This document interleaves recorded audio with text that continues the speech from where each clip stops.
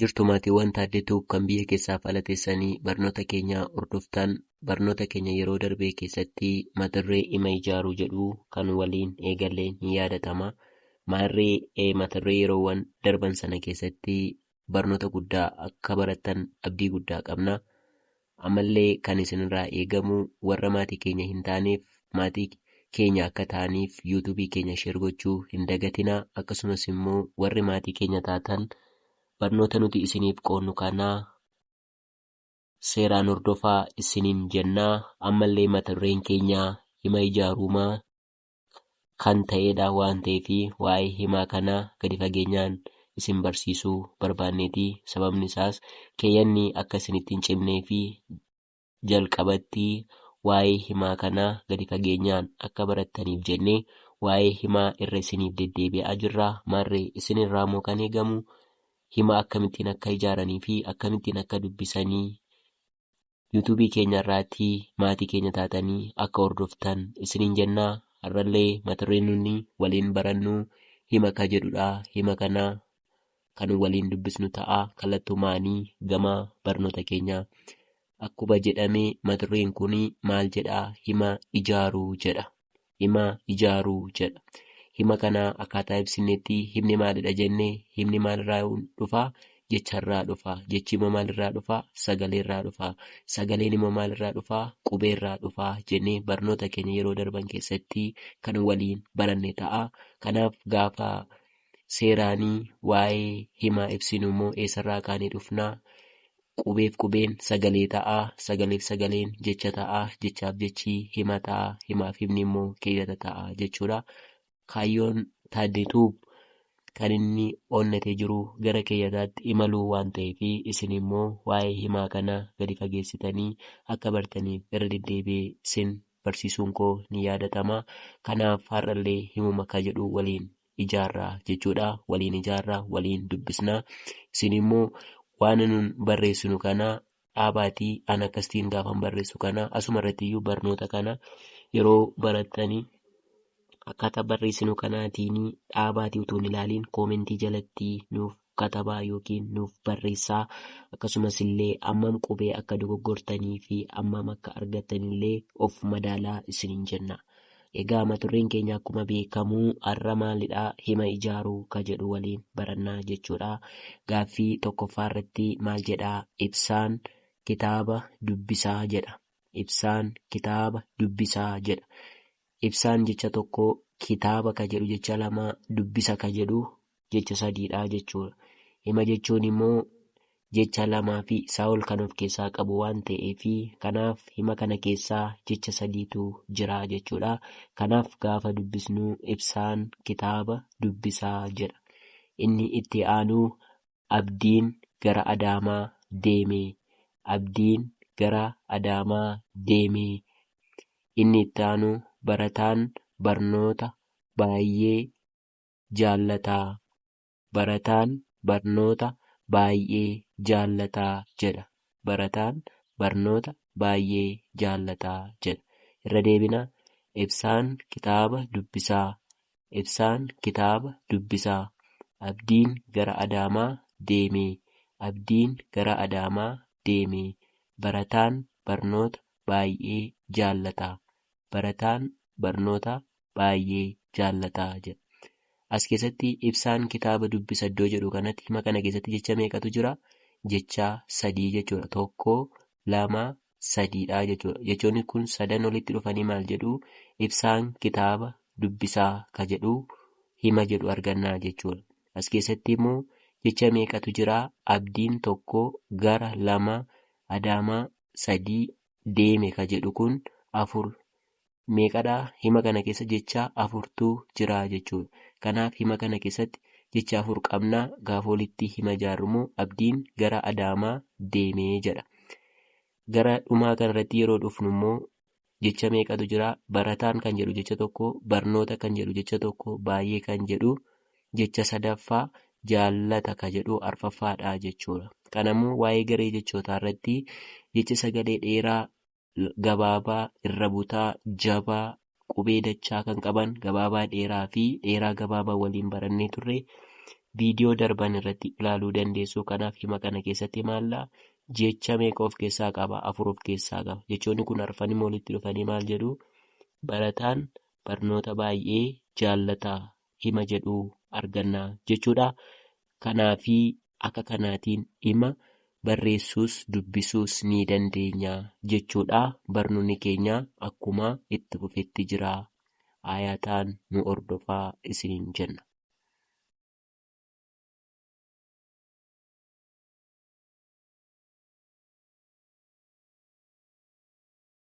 Akkuma isinitti hime mata dureen kun hima ijaaruu jedha.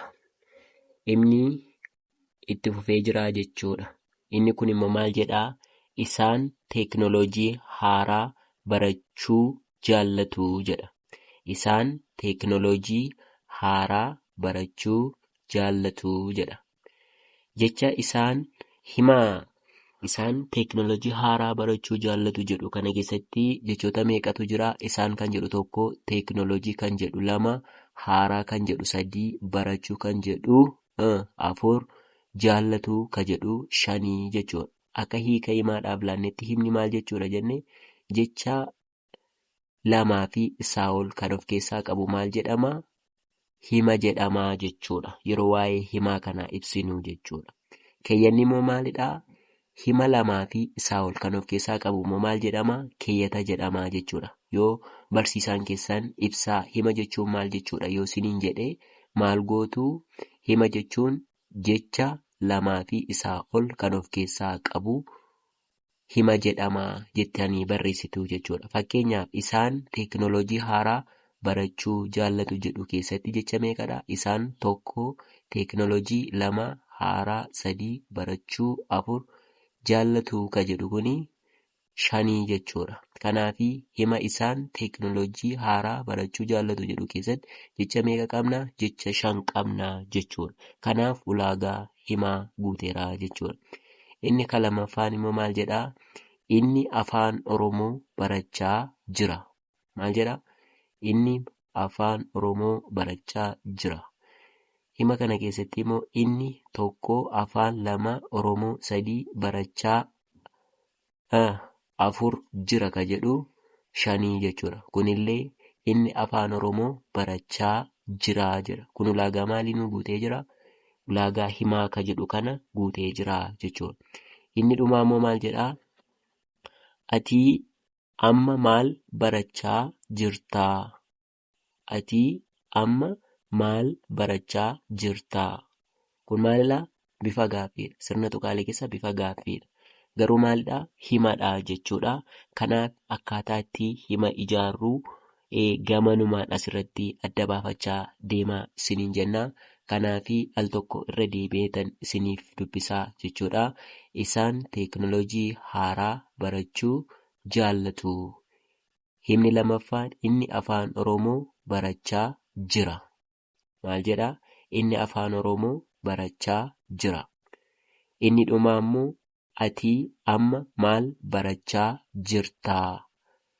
Ati amma maal barachaa jirtaa jedha. Kuni himadhaa jechuudha. Barnoonni keenya akkuma itti fufetti jira. Isin nu hordofuu hin dagatinaa isiniin jenna.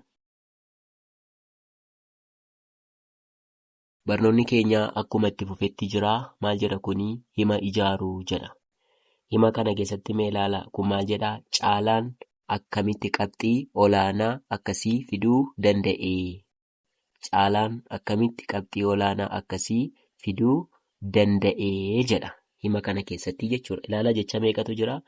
Caalaan 1 akkamitti, 2 qabxii, 3 olaanaa, 4 akkas, 5 fiduu, 6 danda'e, 7 jechuudha. Kunis himadha malee keeyyata miti jechuudha. Garuu immoo jechoota kana akkaataatti garee jechootaa isiniif hojjedheen jira. Garee hima jechootaa waliin barachaa turre kanan gara himaatti deebise jechuudha. Kanaafi himni akkamittiin akka ijaaramuu danda'ullee adda baafadhaa isiniin jenna. Kanaaf yeroon isinii dubbisu caalaan akkamitti qabxii olaanaa akkasii fiduu danda'ee jedha. Inni itti aanu amma saayitiin meeqa ta'e jira? Maal jedhaa? Amma saayitiin meeqa ta'ee jiraa gaaffiidha jechuudha. Gaafachaa jira jechuudha. Isin bifa barreeffamaatiin gaafa gaafattanii akka kanaatti barreessitu jechuudha. Inni kun immoo maal jedhaa? Caaltuun fayyaa gaarii qabdii jedha. Caaltuun fayyaa gaarii qabdii jedha. Kanaafi hima akkaataa itti ijaaramuu isiniif galee jira jedhee yaadeen jira. Maaliif ani isiniif dubbisaa? Akkuma warri baratan jiran kan hin barannellee waan jiraniifi isaan gargaaruuf jecha yeroo irra deddeebi'ee dubbisu kana hin uffinaa isiniin jedhaa. Garuu warri baratanis immoo akkaataa amma barreessine kanatti dhugumaa akka kanatti qubee eegnee barreessuu dandeenyaa jedhaatii of gaafadhaa. Ofuma keessaniyyuu yaada keessan keessaa barreessaa isiniin jenna. Sababni isaas dandeettiiwwan afaanii arfan akka wal qixxaatuuf jechuudha. Dandeettiin afaanii arfan kun immoo maal isaan? Fakkeenyaaf dubbachuu, dhaga'uu, barreessuu, dubbisuu. Fakkeenyaaf dubbattanii dhageessanii barreessuuf dubbisuun yoo isinitti cima yoo ta'e, akkasumas immoo dubbistanii sadii qabaatanii tokkoon qabdan yoo ta'e barreessuun fa'aa irra jireessa dogoggorri kan uumamu yeroo baay'ee barreessuu irratti. Dandeettiiwwan barreessuu keessanii akkaataa nuti isiniif barreessinu kanaanii ofii keessaniin illee yaalaa yookiin koomentii jalatti nuuf yaalaa. Yoo ta'uu dide immoo ofuma keessaniitiin taa'aatii barreeffadhaatii hammam akka argattan illee of ilaalaa isiniin jenna. Al tokko isiniifan dubbisaa. Caalaan akkamitti qabxii olaanaa akkasii fiduu danda'e? Caalaan akkamitti qabxii olaanaa akkasii fiduu danda'e? Inni itti aanu amma sa'aatiin meeqa ta'ee jira? Amma sa'aatiin meeqa ta'ee jira? Inni dhumaa caaltuun fayyaa gaarii qabdii. Caaltuun fayyaa gaarii qabdii jedha. Egaa barnoota keenyaarraa keessatti mata-dureen keenyaa waa'ee hima ijaaruu kan jedhu kan waliin baranne ni yaadatama. Kanaaf barnoota keenyaarraatii barnoota guddaa akka barattan abdii guddaa qabna. Ammallee kan isinirraa eegamu warri maatii keenya taatan warra maatii keenya hin taaneef yuutuubii keenya sheer gochuu hin dagatinaa. Warri maatii keenya taatan immoo barnoota isiniif qoonnu kana hordofuu hin dagatinaa isiniin jennaa. Barnoonni keenyaarraa waa'ee hima ijaaruu ka jedhu kan waliin barannedha. Barnoota itti aanuun hanga walitti deebinutti turtii gaarii nuuf qabaadhaa isiniin jenna.